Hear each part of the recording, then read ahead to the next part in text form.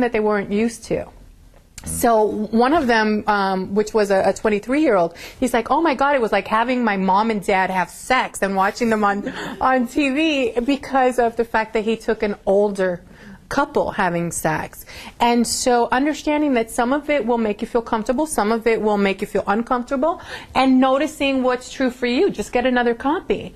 Which goes back to you saying, I'm a sexual person. I'm a sexual person, exactly. And some of the porn, I mean, I've noticed too that, again, in my, because after I've sort of done movies, I've kind of done columns in magazines and online about, you know, here's the latest porn release from this company and stars these people, whatever. And I've noticed that some people really like the porn when it's really slickly done, when there's high production values and there's editing and lighting and acting and just story and a whole and it's not like you did it in your camera at home. And there's some people like it just like it looked like you just kind of grabbed a camera, shot a few people running around, and that's okay. And then there's everything in between. Everything in between. I prefer porn that is highly produced. I like stuff that has a story to it and has context and has characters. I like Short Bus from last year.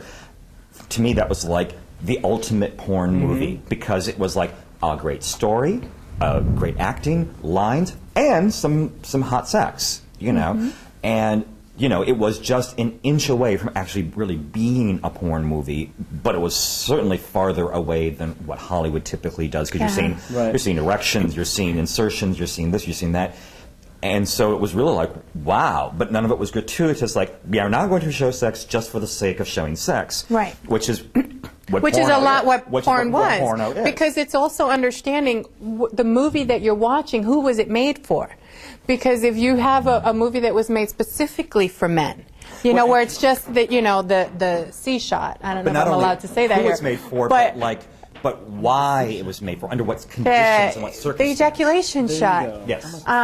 When you have the ejaculation shot, which was what the G-spot? the C spot. But you know, it was made specifically, and that's the piece that women object to, because, you know, you just have the penetration, the man, you know, making it with the woman, and then all of a sudden he, you know, he ejaculates all over her or whatever. They're showing you this specifically because that was the genre. But then you have Candice Royale, her movies are more fluffy. You know, more get the woman involved. She's making them more for women. So there's a lot of fluff. There's a lot of, you know, glamour. What I call fluff is you know, touchy-feely kind of stuff. Lovey-dovey. Lovey-dovey, yeah. Girly. Okay, ready with. Emotional. Emotional, yes, because you're getting, you know, because men want, you know, hardcore action, let's just get down to it. Women want... Give me a little bit of fluff, give me a little bit of romance, and then we'll get down to it. You know, so understanding that there is...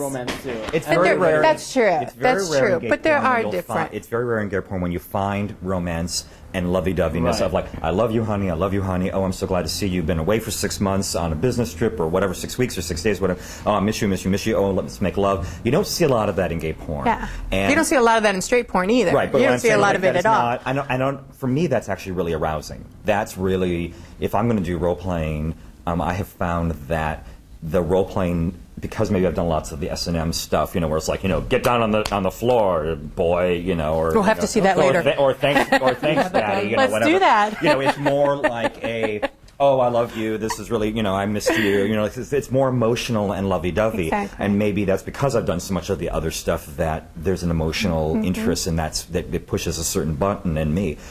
Somebody asked me if I would ever produce porn and direct it, and I said, you know, if I did, it would only, probably the genre that I would want to make would be that kind of stuff where it's about relationships and it's about, you know, people who are in love and it's la la la la la, that kind of stuff. I don't know if there's a market for that because, I mean, maybe there's a small market. There's a small market, and there's markets on everything. And it goes back to, what are you comfortable viewing? What are you comfortable watching? What are you comfortable? I mean, even your regular movies out there, everybody has a different, you know, a different genre that they like.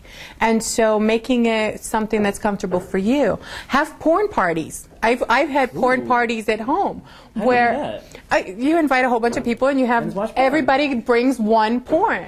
And a big bottle of ID lube. Well, if you're going to take it a little bit further on. If you get a group of guys, you are going to you start watching porn, it's 15 minutes in and suddenly clothes will be off. Right, I don't care if it's like... I don't know, that wasn't in my party. Clothes will be off, it's gone. Oh my God. No, but you do have, and again, it's all about who's doing what and what you're doing.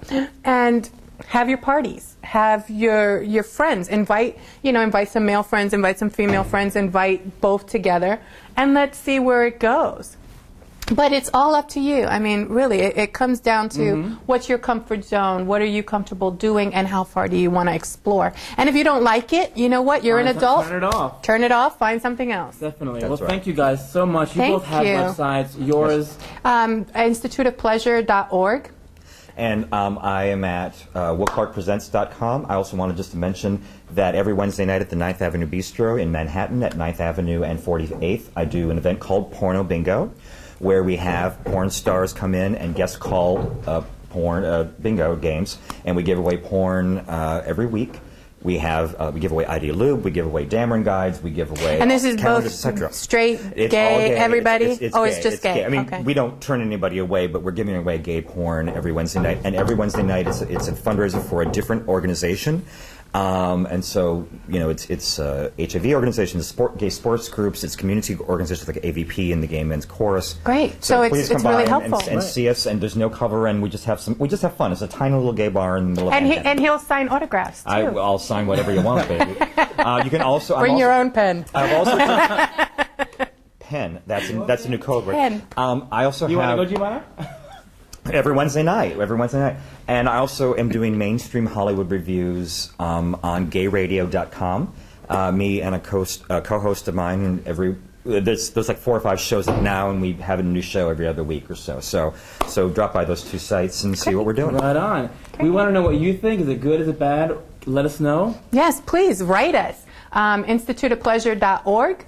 You can write, give your comments, and we'll put them on the air. And if there's anything that they want to see, any topics that you have that you would like us to do. And we'll give you some of these titles too. Yes. Thank you to Dr. Charley. Thank you to Will Clark. We'll see you guys soon. Mwah. Have a good Bye. Bye, guys. Take care.